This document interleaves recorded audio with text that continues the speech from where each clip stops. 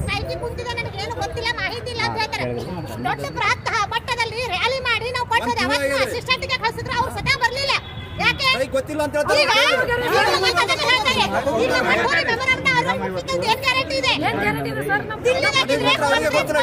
ಮಾತಾಡಿಸಿ ಸ್ಪೀಕರ್ ಇಡ್ರಿ, ಮಾತಾಡ್ಲಿ.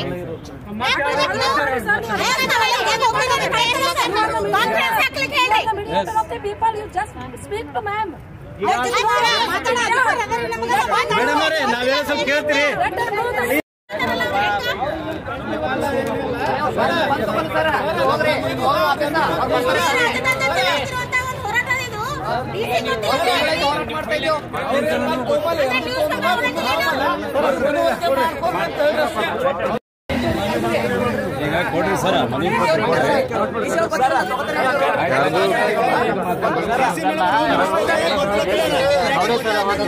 ಉಸ್ತುವಾರಿ ಸಚಿವ ಕೇಳಿದಾಗ ಎಲ್ಲಿ ಕೂತಾರ ಮೇಡಮ್, ಅದೇ ಹೇಳ್ತಾರೆ.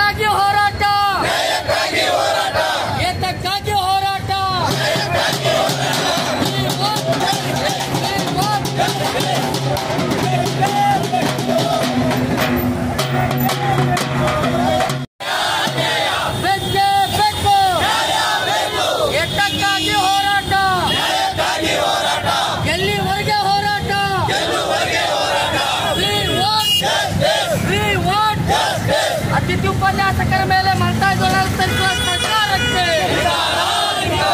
ಅತಿಥಿ ಉಪನ್ಯಾಸಕರ ಮೇಲೆ ಮಲ್ತಾಯಿ ಆಗ್ಲೇಬೇಕು. ಅಯ್ಯಯ್ಯೋ ಅಯ್ಯಯ್ಯೋ ಅಯ್ಯಯ್ಯೋ ಅಯ್ಯಯ್ಯೋ ನ್ಯಾಯಕ್ಕಾಗಿ ಹೋರಾಟ, ನ್ಯಾಯಕ್ಕಾಗಿ ಹೋರಾಟ,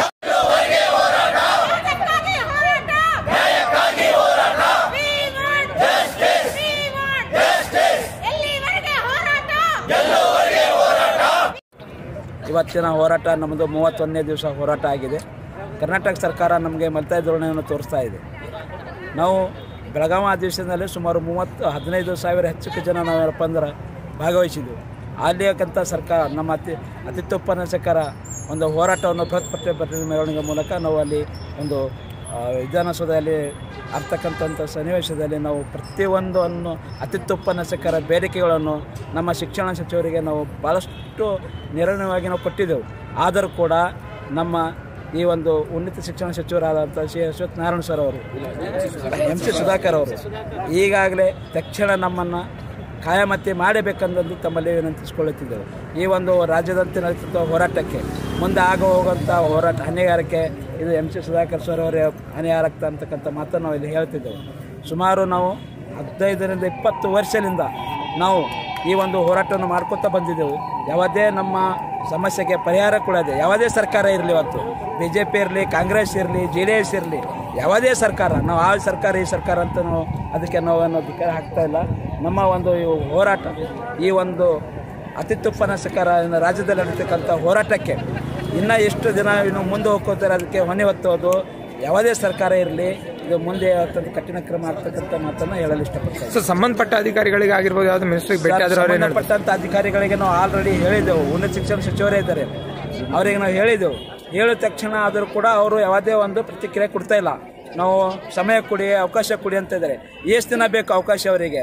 ಅವ್ರು ಹೇಳಬೇಕು, ಪ್ರೆಸ್ ಮೀಟ್ ಮಾಡಬೇಕು. ಅವರು ಏನಂತಂತಂದರೆ ನಾವು ಇಷ್ಟು ದಿನ ನಿಮಗೆ 1 ತಿಂಗಳ 2 ತಿಂಗಳಾಗಲಿ 20 ದಿವಸ ಅಲ್ಲಿ 3 ತಿಂಗಳಲ್ಲಿ ನಿಮ್ಮನ್ನು ನಾವು ಖಾಯ ಮಾಡ್ತೀವಿ ಅಂತಂತೆ ಪ್ರೆಸ್ ಮೀಟ್ ಮಾಡಿ ಅವ್ರು ಹೇಳಿ ನಾವನ್ನು ಮುಂದೆ ನಮ್ಮ ರಾಜ್ಯದಲ್ಲಿ ಇರ್ತಕ್ಕಂಥ ನಮ್ಮ ಏನು ನಾಯಕರಿದ್ದಾರೆ, ಹನುಮಂತಗೌಡ ಕಲ್ಮಣಿ ಸರ್ ಇದ್ದಾರೆ, ಅದಕ್ಕೆ ನಿರ್ಧಾರ ತಗೋತಾರೆ. ನಾವು ಅವರ ಒಂದು ನೇತೃತ್ವದಲ್ಲಿ ಒಂದು ಹೋರಾಟ ಆಲ್ರೆಡಿ ಇಡೀ ಕರ್ನಾಟಕದಲ್ಲಿ ನಡೀತಿರೋದು ಹೋರಾಟ. ಅದು ಒಂದೇ ಒಂದು ಹೋರಾಟ ನಮ್ಮದು. ಹನುಮಂತಗೌಡ ಕಲ್ಮಣಿ ಸರ್ ಅವರ ನೇತೃತ್ವದಲ್ಲಿ ನಡೀತಾವೆ, ಕರ್ನಾಟಕದಲ್ಲಿ ನಡೀತಿರೋ ಒಂದೇ ಹೋರಾಟ. ಅದಕ್ಕಾಗಿ ಅದಕ್ಕಾಗಿ ಯಾವುದೇ ಬಣ್ಣಗಳು ಸೂಚಿಸೋದಿಲ್ಲ. ಇಲ್ಲಿ ಇರುವುದು ಒಂದೇ ಹೋರಾಟ, ಒಂದೇ ಒಕ್ಕಟ್ಟಾದಂಥ ಹೋರಾಟ ಅದು. ಹನುಮಂತಗೌಡ ಸರ್, ಕಲ್ಮಾಣಿ ಸರ್ ಅವರ ನೇತೃತ್ವದಲ್ಲಿ ನಡೀತು, ಕರ್ನಾಟಕದಲ್ಲಿ ನಡೀತು, ರಾಜ್ಯದಲ್ಲಿ ಒಂದೇ ಹೋರಾಟದ ಅತಿಥಿ ಉಪನ್ಯಾಸಕರ ಹೋರಾಟ. ತಮ್ಮ ಹೆಸರು ಸರ್? ಸರ್ ಚಂದ್ರಕಾಂತ್ ಸರ್, ಜಿಲ್ಲಾಧ್ಯಕ್ಷರ ಅತಿಥಿ ಉಪನ್ಯಾಸಕ ಸಂಘ ಕಲಬುರಗಿ ಘಟಕ. ಕರ್ನಾಟಕ ಅತಿಥಿ ಉಪನ್ಯಾಸಕ ಒಕ್ಕೂಟ ವತಿಯಿಂದ ನಾನು ಡಾಕ್ಟರ್ ಸುರೇಖಾ, GFCC ಅಫ್ಜಲ್ ಕಲ್ಕಂಡಿಂದ ಮಾತಾಡ್ತಾ ಇದ್ದೇನೆ. ಸುಮಾರು 20 ವರ್ಷಗಳಿಂದ ನಡ್ತಾ ಬಂದಿದ್ದಂಥ ಈ ಹೋರಾಟ ಸರ್ಕಾರದ ಗಮನಕ್ಕಿಲ್ಲ ಅನ್ನುವಂಥ ರೀತಿಯಲ್ಲಿ ನಮ್ಮಲ್ಲಿ ನಡ್ಕೋತಾ ಇದೆ.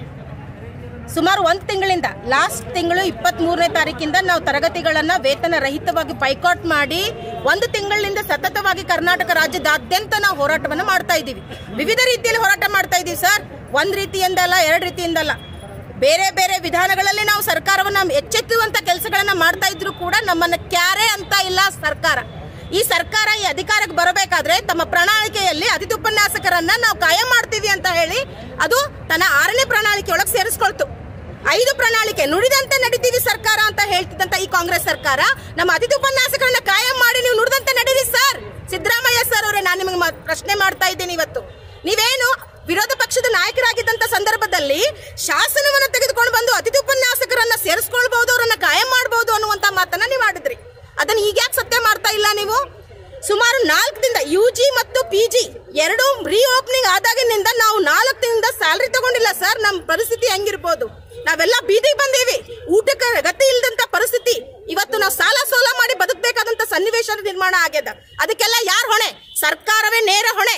ನಮ್ಮ ಭಾರತ ಸಂಸ್ಕೃತಿ ಒಳಗ ಗುರುವೇ ಅತ್ಯಂತ ಶ್ರೇಷ್ಠನಾದವನು ಅಂತ ಹೇಳ್ತೀರಲ್ಲ, ಈ ಗುರುವಿಗೆ ನೀವೇನ್ ಕೊಡ್ತಾ ಇದ್ದೀರಾ ಇವತ್ತಿನ ದಿನ? ಸಮಾಜದಲ್ಲಿ ಗುರುವಿನ ನಡ್ಕೊಳ್ತಾ ಇರುವಂತ ರೀತಿ ಏನು ನಿಮ್ದು? ಸೊ ನಮ್ಮನ್ನೆಲ್ಲರನ್ನ ನೀವು ಕಾಯಂ ಮಾಡಬೇಕು. ಒಂದು, ಇಲ್ಲನ್ನ ನಮ್ಮನ್ನೆಲ್ಲರನ್ನ ಏನೋ ಮಾರಣ ಹೋಮ ಮಾಡಬೇಕು. ಇನ್ನೊಂದು, 2ರಲ್ಲಿ 1 ಮಾಡಿ ಸರ್. ನಾವು ಸಾಯೋದಕ್ಕೂ ಸಿದ್ಧವಾಗಿ ಇವತ್ತು ನಿಂತಿದ್ದೀವಿ. ಏನಾದ್ರೂ ಆಗ್ಲಿ ನಮ್ಮ ಒಕ್ಕೂಟ ಮಾತ್ರ ಯಾವತ್ತೂ ಮುರಿಯೋದೇ ಇಲ್ಲ. ನೀವ್ ಹೇಳ್ತಾ ಇದ್ರಿ ಮೊನ್ನೆ ಪ್ರಜಾವಾಣಿ ಒಳಗೆ ಸ್ಟೇಟ್ಮೆಂಟ್ ಕೊಡ್ತೀರಾ ಒಕ್ಕೂಟ ಒಡೆದು ಹೋಗಿದೆ ಅಂತ. ನಮ್ಮೆಲ್ಲರ ಒಕ್ಕೂಟ ಒಂದೇ ಇದೆ ಸರ್. ರಾಜ್ಯದಾದ್ಯಂತ ಒಬ್ಬನೇ ನಾಯಕ, ಅವರು ಹನುಮಂತಗೌಡ ಕಲ್ಮನಿ ಸರ್ ಅವರು. ನಾವೆಲ್ಲರೂ ಅವ್ರಿಗೆ ಸಪೋರ್ಟಿವ್ ಆಗಿದ್ದೀವಿ. ಸುಮಾರು 30 ರಾಜ್ಯದ ಒಕ್ಕೂಟಕ್ಕೆ ಒಬ್ಬನೇ ನಾಯಕ ಅವರೇ ಹನುಮಂತಗೌಡ ಕಲ್ಮನಿ ಸರ್ ಅವರು. ನಾವೆಲ್ಲರೂ ಸಪೋರ್ಟಿವ್ ಆಗಿರ್ತೀವಿ. ಎಲ್ಲಿವರೆಗೂ ನೀವು ನಮ್ಮ ಹೋರಾಟಕ್ಕೆ ಬೆಂಬಲವನ್ನ ಸೂಚಿಸೋದಿಲ್ವೋ, ಒಪ್ಪಿಗೆನ ಸೂಚಿಸೋದಿಲ್ವೋ, ಅಲ್ಲಿವರೆಗೂ ಈ ಹೋರಾಟ ನಿರಂತರವಾಗಿ ನಡೀತಾನೆ ಇರ್ತದೆ. ಇದು ನಿಮ್ಮೆಲ್ಲರಿಗೂ ಗಮನಕ್ಕೆ ಇರಲಿ ಅನ್ನೋ ಮಾತನ್ನ ನಾನು ಇವತ್ತು ನಿಮ್ಗೆ ಹೇಳಲಿಕ್ಕೆ ಇಷ್ಟಪಡ್ತೇನೆ. ಜೈ ಹಿಂದ್. ನಾವು ಪ್ರಿಯಾಂಕ್ ಖರ್ಗೆ ಅವರಿಗೆ ಭೇಟಿ ಮಾಡೋದಕ್ಕಂತ ಹೇಳಿ ಮೆಮೊರಾಂಡಮ್ ಕೊಡಕ್ ಹೋಗಿದ್ವಿ. ಆವಾಗ ಪ್ರಿಯಾಂಕ್ ಖರ್ಗೆ ಜಿ ಅವರು ನೇರವಾಗಿ DC ಅವರಿಗೆ ಕಾಲ್ ಮಾಡಿದ್ರು. DC ಅವರು ಹೇಳ್ತಾರೆ, ನಮಗೆ ಇವರು ಟೆಂಟ್ ಹಾಕಿರೋ ಗಮನನೇ ಇಲ್ಲ ಅಂತ. ಸುಮಾರು 1 ತಿಂಗಳಿಂದ ಹೋರಾಟ ಮಾಡ್ತಾ ಇದೀವಿ ಸರ್ DC ಆಫೀಸ್ ಮುಂದೆ ನಾವು. ಅದು ಎಲ್ಲಿ ಸರ್? ಯಾರಿಗೂ ಗಮನಕ್ಕೆ ಬರ್ತಾ ಇಲ್ವಾ? ರಾಜ್ಯದಾದ್ಯಂತ ಹೋರಾಟ ನಡೀತಾ ಇದೆ. ಪ್ರತಿ ದಿನ ಪೇಪರ್ಗಳಲ್ಲಿ, ನ್ಯೂಸ್ ನಲ್ಲಿ ಈ ಒಂದು ಅತಿಥಿ ಉಪನ್ಯಾಸಕರ ಹೋರಾಟ ನಡೀತಾ ಇದೆ. ಕ್ಲಾಸಸ್ ಬೈಕಾಟ್ ಆಗಿದೆ, ವಿದ್ಯಾರ್ಥಿಗಳು ಬೀದಿಗೆ ಬಂದಿದ್ದಾರೆ ಅನ್ನುವಂತ ಮಾತುಗಳನ್ನ ಚೀರಿ ಮಾಧ್ಯಮದವರು ಹೇಳ್ತಾ ಇದ್ದಾರೆ. ಇವ್ರೇನ್ ಮಲ್ಕೊಂಡಿದ್ದಾರೆ ಸರ್? ನಾನು ಪ್ರಶ್ನೆ ಕೇಳ್ತಾ ಇದ್ದೀನಿ ನಮ್ಮ DC ಅವರಿಗೆ. ಯಾಕೆ ನಮ್ಮನ್ನ ಇಷ್ಟೊಂದು ಗೋಳಾಗ್ತಾ ಇದ್ದೀರಾ? ನಮ್ಮನ್ನ ಯಾಕೆ ಇಷ್ಟೊಂದು ನೊಂದಿಸ್ತಾ ಇದ್ದೀರಾ? ನಮ್ಮನ್ನೆಲ್ಲರನ್ನ ಯಾಕೆ ಇಷ್ಟೊಂದು ನೋಯಿಸ್ತಾ ಇದ್ದೀರಾ? ನಾ ಆ ಪ್ರಶ್ನೆಯನ್ನ DC ಮೇಡಮ್ ಅವ್ರಿಗೆ ಕೇಳ್ತಾ ಇದ್ದೀನಿ. ಮೇಡಮ್, ನಾವಿಷ್ಟೊಂದು ಹೋರಾಟ ಮಾಡ್ತಾ ಇರೋದು ನಿಮ್ ಗಮನಕ್ಕೆ ನಿಜವಾಗ್ಲೂ ಬಂದಿಲ್ವಾ? ಸೊ ನಾನು ನಿಮ್ಮನ್ನು ರಿಕ್ವೆಸ್ಟ್ ಮಾಡ್ತಾ ಇದ್ದೀನಿ ಮೇಡಮ್, ಪ್ಲೀಸ್ ದಯವಿಟ್ಟು ನಾವು ಮಹಿಳಾ ಮಣಿಗಳಾಗಿ, ನಾವು ಈ ಹೋರಾಟದ ಒಂದು ಭಾಗಗಳಾಗಿ ನಾನು ಮುಂದೆ ರಿಕ್ವೆಸ್ಟ್ ಮಾಡ್ತಾ ಇದ್ದೀನಿ. ಪ್ಲೀಸ್ ನಮ್ಮನ್ನ ಗಮನಿಸಿ, ನಮ್ಮ ಹೋರಾಟಕ್ಕೆ ಬೆಂಬಲವನ್ನು ಕೊಡಿ. ಸೊ ಗುಲ್ಬರ್ಗಾ ವಿಭಾಗದ DC ಆದಂತಹ ನೀವುಗಳು ನಮ್ಮ ಸರ್ಕಾರ ಗಮನಕ್ಕೆ ಸೆಳೆಯುವಂತ ಕೆಲಸ ನಿಮ್ಮ ಮೂಲಕ ಆಗ್ಬೇಕಾಗಿದೆ. ಸೊ ಅದನ್ನ ದಯವಿಟ್ಟು ಮಾಡಿಕೊಡಿ ಅನ್ನುವಂತ ಪ್ರಶ್ನೆಯನ್ನ ನಾನು ನಿಮ್ಮಿಂದ ಹಾಕ್ತಾ ಇದ್ದೀನಿ. ಧನ್ಯವಾದಗಳು.